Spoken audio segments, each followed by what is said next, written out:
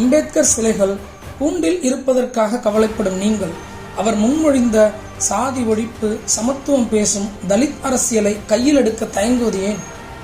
இந்தியாவின் பல இடங்களிலும் அம்பேத்கர் அவர்களுடைய சிலைகள் கூண்டில் இருக்கிறது. குறிப்பாக தமிழ்நாடு மற்றும் கர்நாடகாவில் அதிகமாக இருக்கிறது.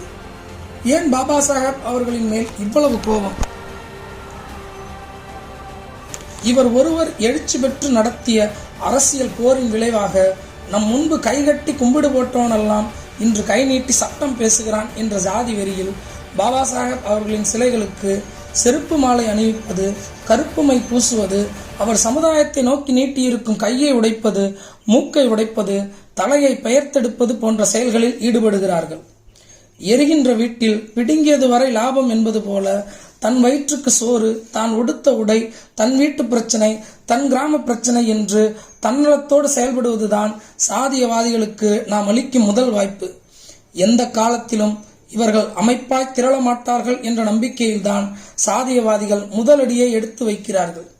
நீங்கள் நுனிமரத்தில் இருந்து கொண்டு அடிமரத்தை வெட்ட முடியாது என்கிறீர்கள்.